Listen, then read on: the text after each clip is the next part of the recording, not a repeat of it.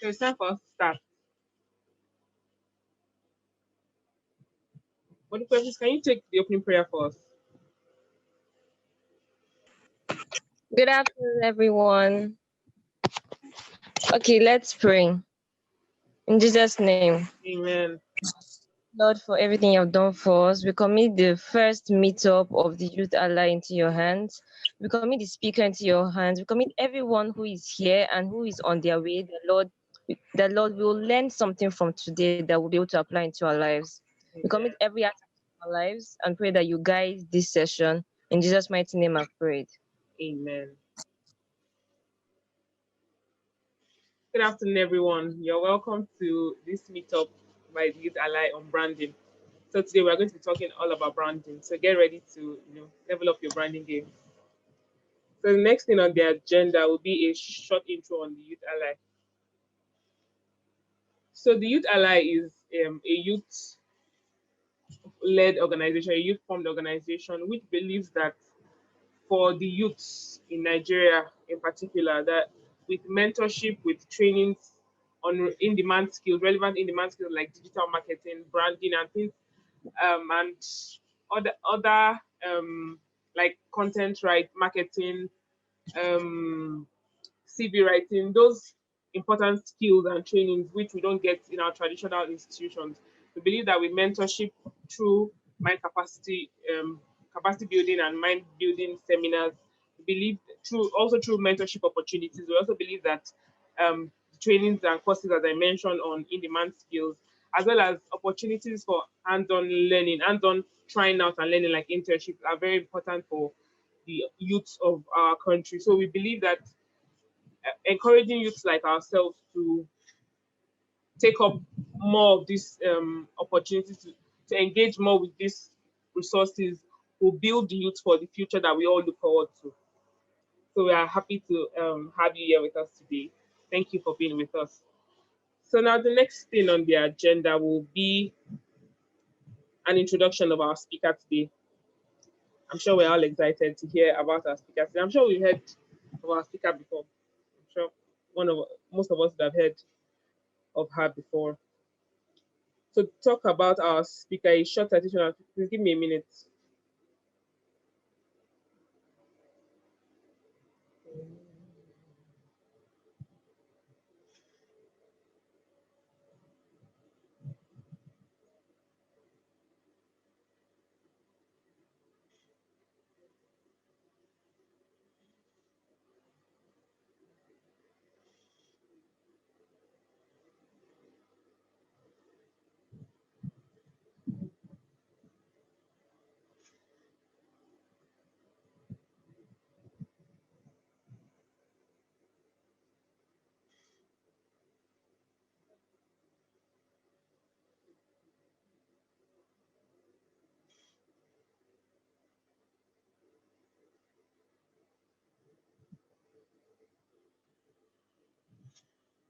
I'm sorry for this delay. My phone seems to be acting up at the moment. I'm sorry. Please give me a few more minutes to get it.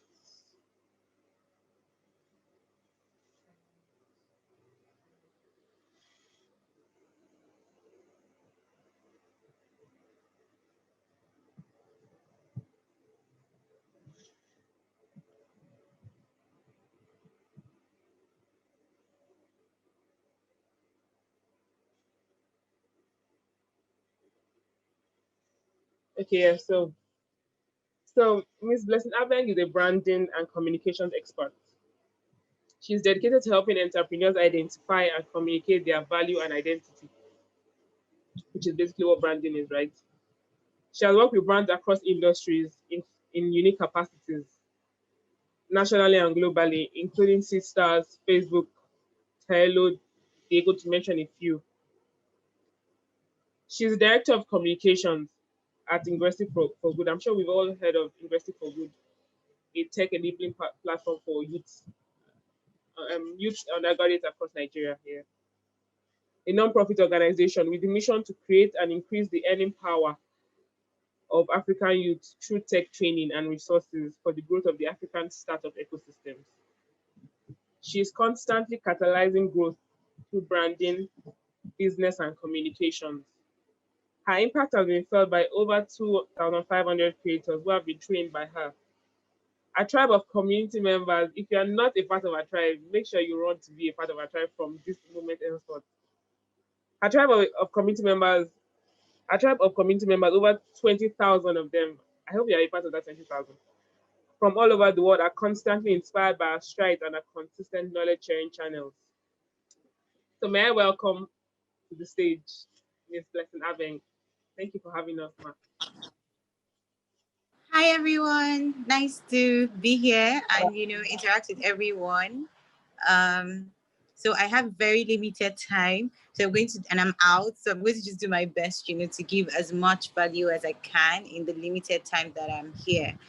So going right into it, thank you to everyone who came early. Thank Um, Oh, I see you all dancing. So please, if you can, just in the chat box, just tell me what you're looking forward to learning. Just tell me in the chat box and I would be reading. And if you have any questions while I'm talking, also put it in the chat box so that at the end of the session, everybody can ask me. I mean, yes, you guys will ask me, but just write it down so we don't interrupt and then we'll be done in as initial time. So let's start and go right ahead. So talk about branding today. I'm going to talk first about what branding is not. I like to start this way because I've in my long career, I've seen that there's been a lot of misconceptions around branding. So a lot of people just branding is such an amazing buzzword, and so it's just super easy for people to just say it's just super easy for people to just be like branding, branding, branding, branding, and we don't necessarily know what it's about. So first things first, branding doesn't happen only on social media. So I've heard a lot about digital branding and blah blah blah. Branding doesn't happen only on social media. So you can build an amazing brand, but for it to be um, excellent, it has to be consistent both offline and online. Second thing, branding is not a logo or color or any of these cute things that a lot of people focus on. I just see some people, they just change their phone, they just be like, we rebranded, or they change their color like we rebranded. Or it's like, oh, I want to be the brand, I want to be the brand, then we can make a logo. All those things are nice, they're a part of branding, but they're not exactly what branding is about. So one of my favorite examples to give, my name is Weston, for example. Let me find somebody else in the community and use the person's name. Okay, so let's use Chibueze. So Chibueze is Chibueze, right? And if we want to say, oh, tell me a lot about, or tell me something you know about Chibueze, or let's say I'm looking for Chibueze, right? I'm searching heavily, frantically for Chibueze. And I'm like, I'm looking for Chibueze.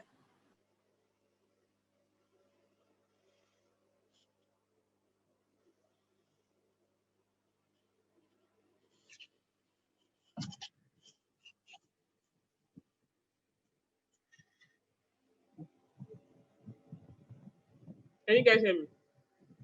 I think there was an issue a bit, so maybe there's a network issue or something. So that means it's from my head. Yeah. Ask me is describe.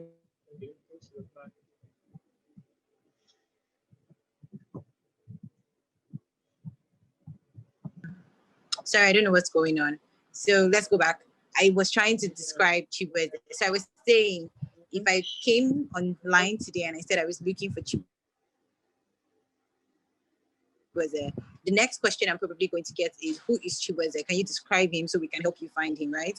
And so I would have to describe his height, his surname, what he does, probably the school he went to. I just call a whole bunch of different characteristics that make up Chibueze, probably his job or what he's doing right now. And in doing all those things, what I'm essentially doing is mentioning different parts and different characteristics of him that come together to make him. Now, Chibueze is not, like, his name alone is not Chibueze. Chibueze is tall, is not enough to say this is Chibueze. Chibueze is a man or a boy or a guy. It's not enough to say that is all Chibueze is. Do you understand? Yeah. So therefore, at the end of the day, you can't pick one part of a person and define them by only that. So that's what happens when you say a brand is a logo. The logo is just a part of the brand. It is not a complete thing that brand is. So I like to say that your brand is who you are consistently every time your audience interacts with you. And who you are could revolve around what you do, your character, your physical characteristics, how you talk. It's a lot of things, your personality. And so because I have this understanding, I've been able to break it down into 3 parts: your identity, your communication, and then your credibility. So let's pick identity first, which is the one that is most popular. So identity is now where all those logo, color, font, and all these cute things fall under. However, beyond those things, before you even start to pick those things, you have to deal with your internal identity first. So there is the visual identity, which is the part that everybody else gets to see, but there is the non-visual identity, which is the part that starts from within first. And this applies to both individuals and businesses. So if you're running a business, you want to first think about, why am I starting this business? What is this business going to do? What is my mission? What are my goals? What is our personality? Who do we want to talk to? How do we want to talk to them? So in your general life right now, I think you have maybe different types of relationship. I don't know about you, Nisha. I have different types of relationships. I have my friends, I have my sister, I have my father, my mother, my grandparents, my aunties. It's just the different types of people, my colleagues, my co-workers, my clients, just different types of people that exist in the world. Now, I don't relate with everybody the same way. So the way I relate with my mother is definitely different from how I will relate with my friend, and it's definitely different from how I will relate with my sister. So the reason why that is because we have different types of relationships. And so if you're starting a business, one of the first questions, or you want to start a personal brand, one of the first questions you want to ask is, who is my target audience and how do I want to relate with them? So in knowing your target audience, you will then be able to know, do I want to be like their big sister? Do I want to be like their friend? Do I want to be like their auntie? And all of this has different tones, different voice, different, energy. So if you were, for example, relating with someone as a big sister, for example, and talking to someone as a big sister, the way you're going to send the message is definitely different from how you're going to send that same message if that person was your auntie or your grandparent or something like that. So a good example I like to give is, sorry again for the background noise, I'm out, so I hope you guys bear with me. So if Peter Doce was to tell us something, let's say Peter Doce wanted to talk about, what could Peter Doce want to talk about? Give me an idea. Maybe feminism. Let's say Peter wanted to talk about, culture.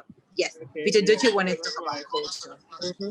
The way Peter Doce would talk about culture, it would still go viral, but it would be very different from how maybe an RMD would talk about culture, because RMD gives us cool uncle vibes. Mm-hmm. He gives us the cool uncle vibes. While Peter Doce gives us the big daddy vibes. Yeah, exactly. Then that would totally be different from how Davido is going to come and tell us about culture, and also different from how Drill is also going to tell us about culture. Mm-hmm. Do you see that? And so it would also be very different from how our moms would have told us about culture, and how a friend would have told us about culture. So this understanding is very important when you're starting out, because then you now know, okay, depending on how I want to relate with people, do I want to be their friend? Do I want to be their do I want to be their sister? Do I want to be their aunties? And it doesn't matter how old you are. It's just up to you to determine the vibe. So a good example, using companies that currently do this, the way First Bank will tell you about money is not how GT will tell you about money. So don't feel pressure to be young. Don't feel like, oh, we all have to sound like millennials all the time.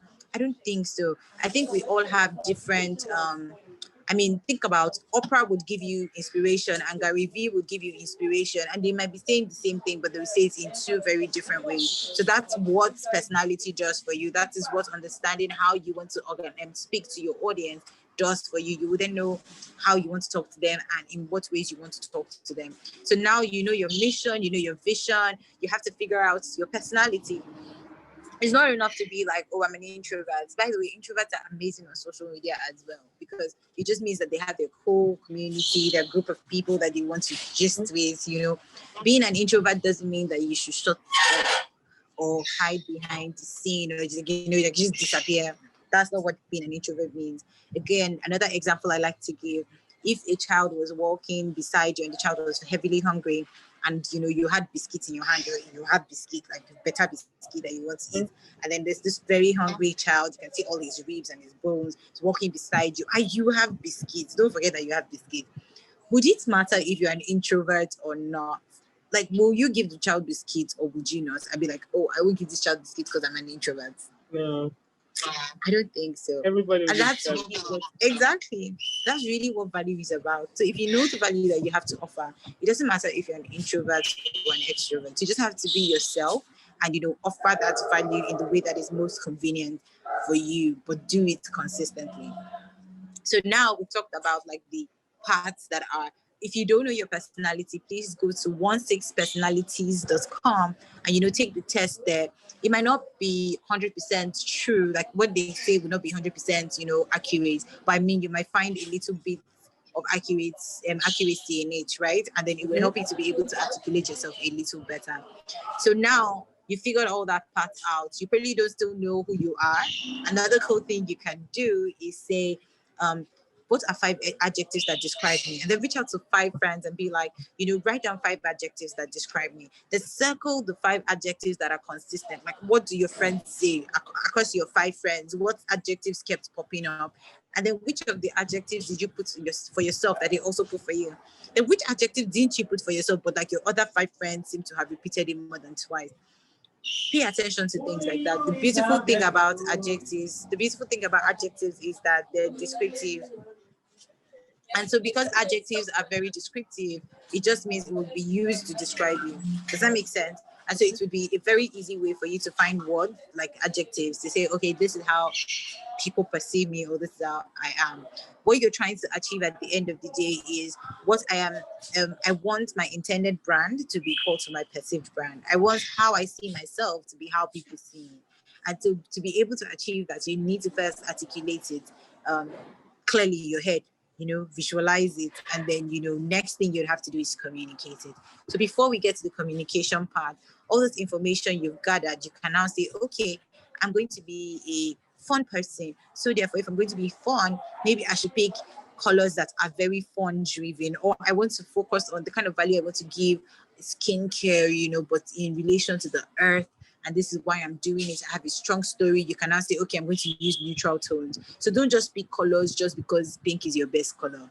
You have to pick colors based on, like, does this match what I want, the message I want to send across? Is it consistent? Is it something that my audience can relate to? And in defining your audience, please never say that your audience is everybody. Your target audience can never be everybody. There's also a difference between your audience and your customers.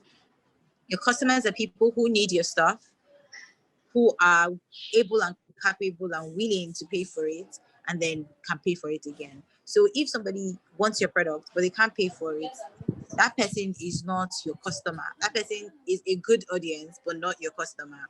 So which is why you notice that 100 people follow you on social media, but only 10% of the people that are following you would buy from you ever, or even 5%. That's because 99% will never buy from you. They need it, but they can't. They probably will just never bring their money and pay for it, right? However, if you're in that kind of situation, what you want to be able to do with your audience is harness those 99% and use them as evangelists for your brand. So whenever you share stuff, you share content that answer their questions and all of that, they would talk about it to their own community, and chances are there are clients within the community that will be able to help you. Now, if you have a target market between 18 and 30, for example, it doesn't mean that a 40-year-old or 50-year-old cannot buy your product. It just means that the most ideal person that you should be talking to is 18 to 30, right? And so if a 40-year-old buys, which might happen once in a blue moon, that's great. Or maybe that 40-year-old might only buy once, but your chances are 18 to 30s are people who are always buying.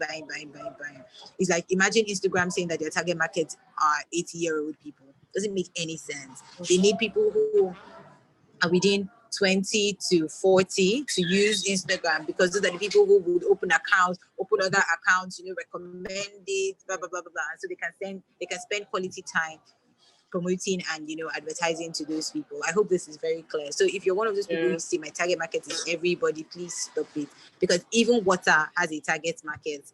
Not the people who buy Eva water are not the same people who always buy pure water. The people who buy Fiji water, not the people who buy Eva water. Fiji water is 1,000 naira per bottle. And there's people who have it in their private jets. They buy it all the time. It's the only water they drink. They're very different from the people who buy pure water. For example, I don't think Dangote would buy pure water except he's stranded. So that's a once in a blue moon thing compared to somebody who would buy pure water 20 bags in a month. So just understanding your target market gives you clarity as to who you should spend your time talking to. And yeah, moving on, we've spoken about identity now. So now let's talk about communication. So this is the part where a lot of people now say, apparently every misconception has a root. So for example, with the identity part, most people would have said logo is your brand, Kiniko is your brand. And now you've seen bigger than that. You know better. You know that identity is a whole big sphere beyond just logo, color, and font. Now, moving to communication, this part has to address the idea that branding happens on social media. So branding doesn't only happen on social media. You want to try and be consistent on social media, off social media, everywhere that I meet you. So think about someone like Kim Kardashian, right? If Kim Kardashian was posting all these beautiful pictures that she posts on Instagram, and we love it, we love Kim Kardashian's posts. Imagine meet her in real life and Kim Kardashian doesn't give you the same vibes that you were getting on social media. Like everything you've watched on Keeping Up with the Kardashian is so different from what you're getting from social media. Like, is Kim Kardashian, was Kim Kardashian lying to me all this while? Do you understand? It's like, something, how come she's not fashionable in real life? And so that puts you off, and then you make it your life story to tell everybody else that you meet that Kim Kardashian is a liar. Do you understand? And you don't want that kind of thing. So now you figured out your identity. The next thing you have to do is communicate that identity. And now that communication is so important because you have to communicate it in physical, offline, online, how you appear, how you speak, your tone, your voice, all of those things have to be consistent. Now, I cannot see you on Instagram and your voice is one way, then in real life, the voice is another way, then it's like, which way? Your tone can be different depending on your emotions or depending on the kind of message you're trying to, convey. But your voice should always be as consistent as possible. Now, moving on, what makes communication? Obviously, content. Content is key. Please, if you're going to do content, pick a frequency that you can keep up with. Don't just gonna be like, oh, I want to do content. Say I'll be posting every day. Then be copying people's posts up and down. Don't do that.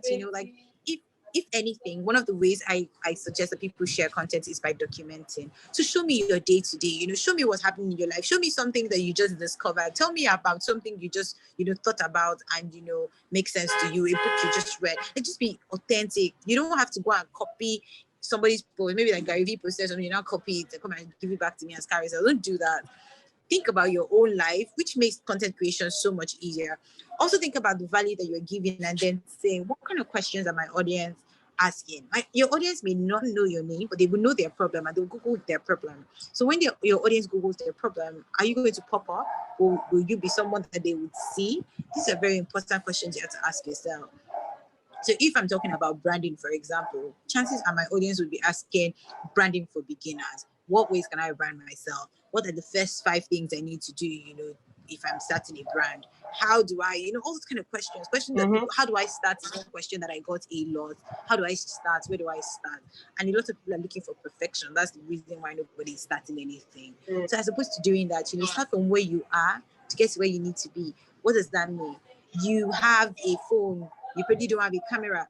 Use your phone first. We need to be able. The idea of branding is evolution. It's about growth. It's a journey. Branding is not a destination. Branding is a journey, just like life. And so some things are going to evolve along the way.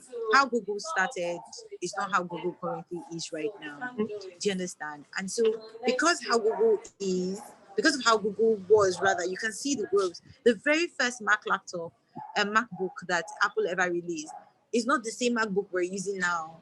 The very first iPhone is not the same iPhone we're using now. They've evolved, they've grown. And so if you don't start where you are with what you have, we will never know what you're capable of. We will never be able to chronicle your growth. And what's worse is you will never even know what your audience needs for you to be able to tweak and make it better or, grow along. So you need to start. Starting is how you, in fact, get to be better. And you might fail, that's fine. It's part of the learning process. So now moving on from that, beyond content, other ways of communication. So your platforms that you use, your videos, how do your videos look? How do you take your photos? Some people have gone as far as filters. So do you have a constant filter that you're always using? Me, I use black and white because it's stress free. I always tell you guys I'm minimalist. You would never catch me wearing fancy stuff. You never catch me overdoing, going out overboard. Just I can't stress myself. I'm too lazy for that. So I'm minimalist, and that's why I even went black and white. But right now, if you go to my feed, I'm trying to do a little color so that my audience can see what life would have been like if there was color. But come January, we're going back to our default and a consistent filter that we would use, a constant preset that would never stress our lives. That's the goal. So moving on, part of communication is also the kind of people you talk to, like the kind of people you collaborate with. So you can't just go and pick people just because the person has 200,000 followers and say, oh, this person I want to collaborate with. You also have to collaborate based on the thought that we talk without talking. When people, if you see me now on Forbes, because Forbes already has you already have a mindset about who Forbes is, you would trust me because of Forbes. You give me the love you have, the trust you have for Forbes, you will transfer it to me. Yep. And the trust you have for me, you will transfer it to Forbes. So you don't want to go and collaborate with somebody who does not align with your brand, because it would affect your credibility, which is the third thing now. Credibility. So in trying to determine your credibility, beware of the kind of people you partner with. Partner based on vision, goals, align missions, and things like that. Don't just partner because people have plenty followers. Also, don't chase after followers. Like, as opposed to chasing after followers, how about the 500 that you have, use them to the best of your ability. Beautiful thing about having little followers is that you can interact, you can be personal, you can engage beyond. Like, if you have plenty of followers, it's difficult to keep track, it's overwhelming. So if 500 people were in a car, if 100 people were in a car, I mean, it will be stuffy. It will be, if 100 people were in a house, it will be tight. It will be very tight. So 100 people is a lot of people. And if you treat your 100 people well, they'll bring you the 1 million you're looking for. I tell you, you don't need 1,000. You need 100. Great. In fact, you need 10. You need 10 people. Actually, I'm lying. You need one person. You need one person who believes in you, trusts you. That one person is going to go and tell 10 other people about you. That's the truth. So I remember at the beginning of this year, I had only less than 5,000 followers. And the 5,000 itself, I think it was because of wedding, about like 500 or 1,000 of them followed me. So let's just say I had 4,000 followers. And, I just started creating content and sharing the knowledge that I actually had. Like, okay, I was going to be stingy with my knowledge again. I was just going to share it freely. And it was those 4,000 that brought the other 16,000 that we now have. And every other week, it's like we're increasing by 1,000. I'm like, how is this happening? Do you get? That's how life works. Don't go and focus on, like, I want to talk to everybody. Don't do that. Pick one person, talk to that one person, impact them positively, and that one person is going to tell everybody else about you to the best of their ability. Another good part of credibility is PR. So another big part of credibility is PR. So the PR part is important because you may not be able to get on forums, right? You may not be able to get on Bella Niger.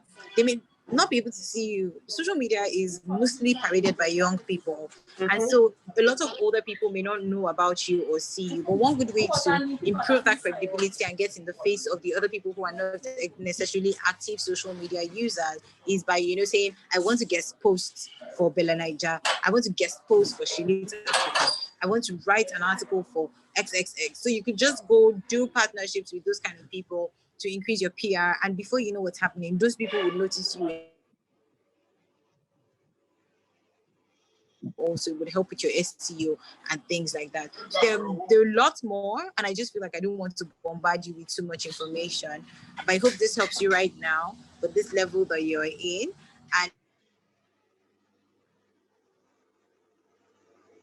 And for the end and before the end of January, maybe, and then I'll be able to give you guys more in-depth knowledge. But for now, this is the most that I can say bombard us, please, Abeng. This is the most I can do right now. If you have any questions, I'm available for the next 10 minutes to answer your questions.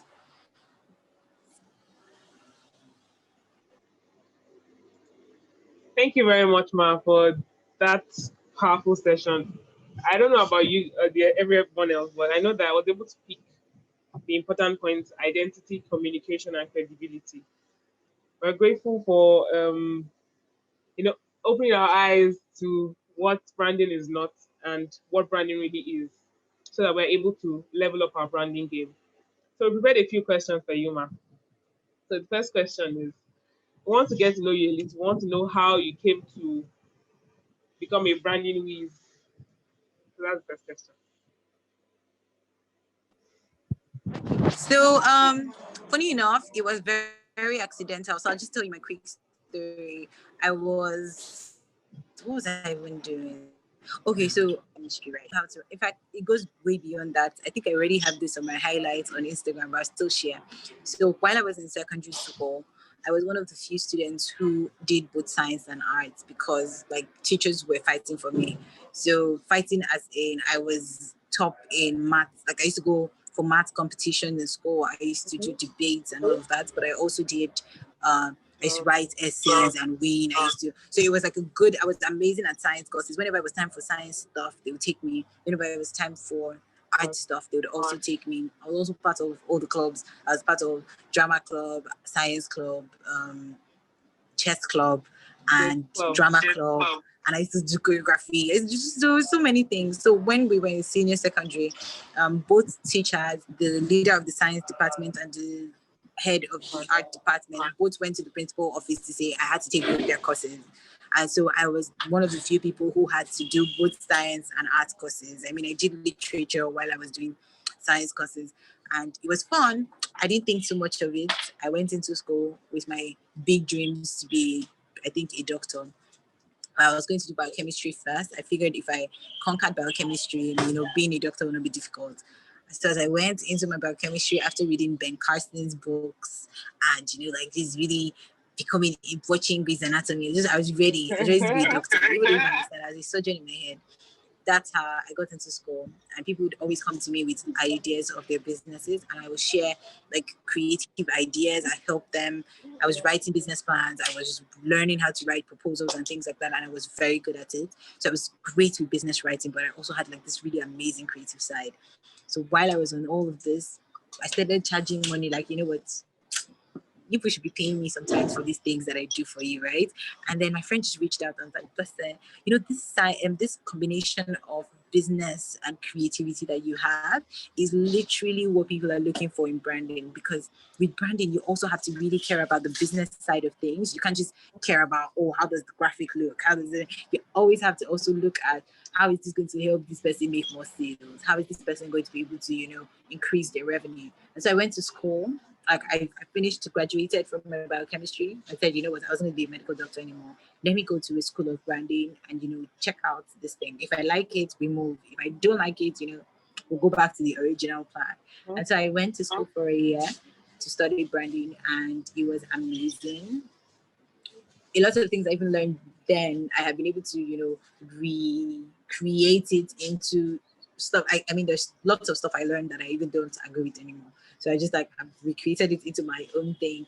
I've worked in agencies. I've worked with a lot of companies internationally, in Nigeria, outside, Dark and Lovely, Alamo Bitters, Heritage Bank. I just worked with a lot of brands, and that just sort of helped me see life very differently. And I saw how I could apply it to my personal life and how I could help other people apply it to their lives as well. And so that's how I got there, and that's how I got here. wow. That's an amazing story. I like how your story was shaped from the beginning.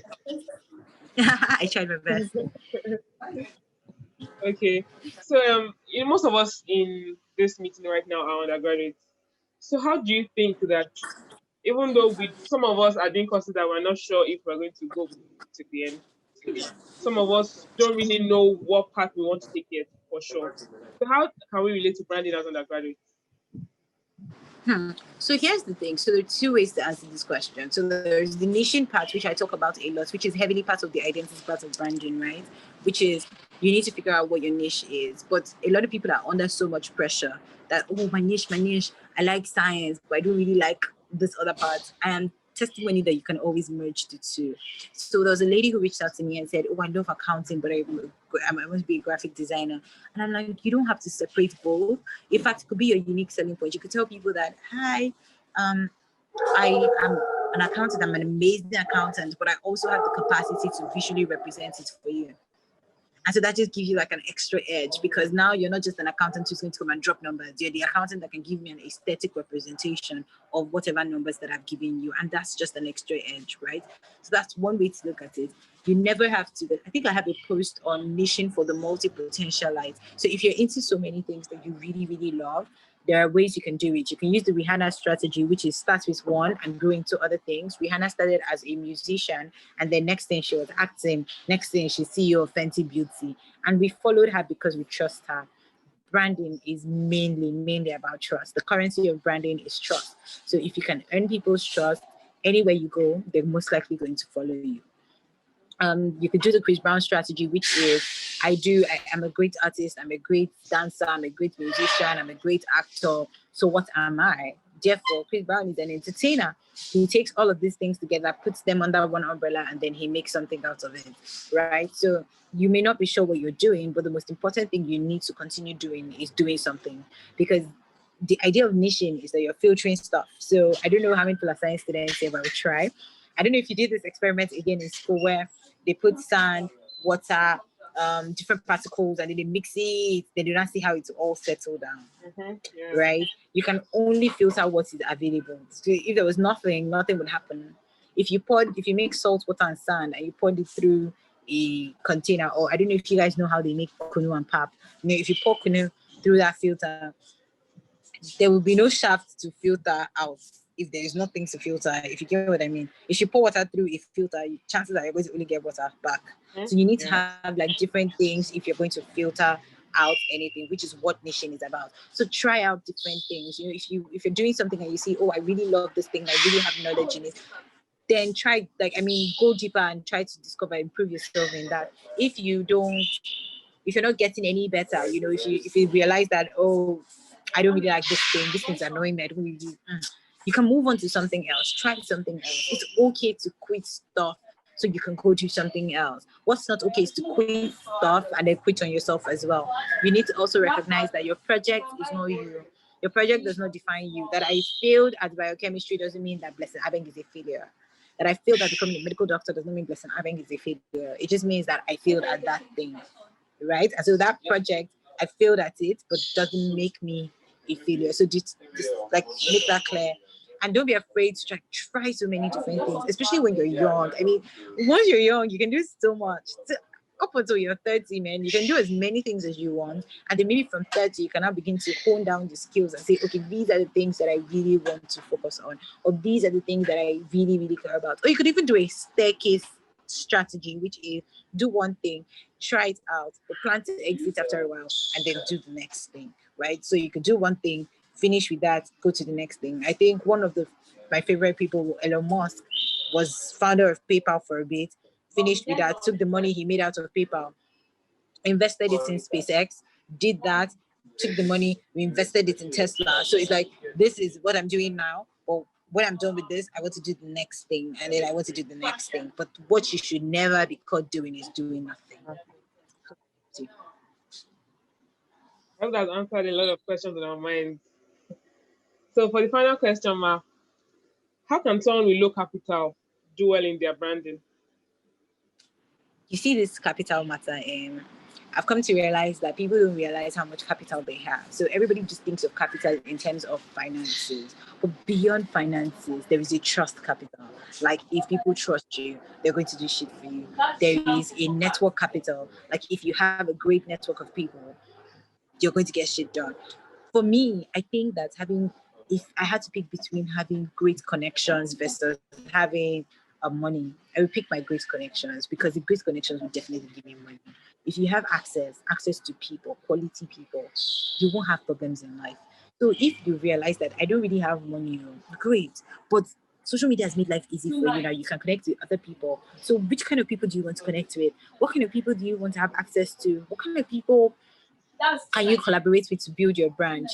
For example, everybody wants to own everything. Everybody wants to just be like, oh, I did it by myself. It was me that did. I'm like, life is not hard. As opposed to doing that, find people you can collaborate with. You want to be a fashion creative, but you don't have a good phone. You don't have it. Go and meet one of your friends who has a good phone or who can take great pictures with phones and say, let's collaborate. I'll put your name at the bottom of everything that I do.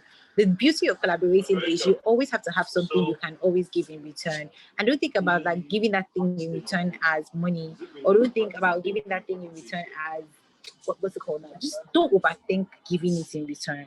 Does that make sense? Don't overthink it. Giving something in return could be, oh, I noticed you really like excel a gift. Oh, you need connection to somebody else. Take my connection. Go and meet this person. Say blessing sent you, and that could be it. So don't start where you are again with what you have. Start small so that when you make the small mistakes, you'll be able to correct them till you eventually become big. Also, be big on collaboration. Collaborate. Pick things and be very good at it, and then grow from there. There's so many tips I can give you. But one of the things I think will help is go to the link in my bio on my Instagram. There's a book there called The Art of Starting and Quitting that I wrote based on an interview with Seth Godin, right? And so you could just read that and it could give you a very good insights to different things you can take advantage of. Also, if you have trust capital, if people trust you, chances are they will want to do stuff for you. So I hope that helps you. I hope it's practical enough for you to be able to apply, but it's actually the honest truth. That's why I think it's pretty practical. We'll take cue from everything you said, and we'll also take the title of the book is The Art of Starting and Quitting, right? Yeah, I think so. So I think It should be that. we should all find our way to her Instagram page, her bio, and um take note of the treasures we found in the book. Send me Someone has a question. Can you unmute and ask your question, or you want to write in the chat box? ask your question. Have you seen How our can you be my question? friend? Okay, so first things first. Anybody who is in my mailing list, I've seen the question. Anybody who is in my mailing list knows that if you message me and you send me an email or you respond to any of my emails, I respond to you back. I will gist, I will talk, I will yarn, and I will help you. So that's number one way to enter my circle. That I think that's the easiest way, So run to our tribe now. That's the easiest way. Be part of my mailing list. And but my circle, like my core friends, you just earn it. We earn each other's friendships, and there is no one size fits all way to earn friendships. You just have to show up, be there, be a friend, and it's super easy. Once you're a friend to someone, chances are they want to be friends with you. Yeah. But my mailing list, go and join. Go and get letters from me. We're not plenty, but we're about 2,000 right now. So, and I respond to every single email. Wow. That's a lot. I know. You respond to my email too soon. I don't have anybody else here, Sha. Thank you very much, ma. So Sophia, please could you take the vote of thanks to appreciate our speaker? We had a nice night with you, ma. We are grateful and we love you very much. Yeah, Sophia. Thank you. Oh my God, I feel so loved. Oh. Good afternoon, ma. Thank you so much for this session. It has really been insightful and educative. I've learned so much. My favorite quote you said was, branding is not a destination, it's a journey. It hits me hard. I was like, I love your smile, by the way. I've written so much, and as someone who is aiming to be a good content creator, this has really opened my eyes to see new aspects on things, and we're really grateful that you were able to honor our invitation and make it and share with us. It's never easy sharing, but you give and you've given to us, and we're so grateful. The whole team, we say thank you so much for taking out your time, because we know how expensive your time is, and Yeah. we do not take it for granted. We are so Oh, appreciative. Thank you so much. Oh, thank you guys. Thank you. Thank you. Thank you. Thank you. And we all unmute and Any your thank mailing her list, too. so expect. Can Okay, thank you everybody very unmute much. and Thank you for let's say using our my thanks name. to her? Yeah, thank you very much. Thank Thank you you, for using ma'am. my name. Thank you very much, ma'am. Thank you very much. Thank you all. Thank you. Thank you. Thank you Thank you for being so relatable. so We're much. happy to have you. Thank you. Thank you. Bye, everyone. Bye. Bye. Enjoy the rest of your day and your weekend. Love you. Bye.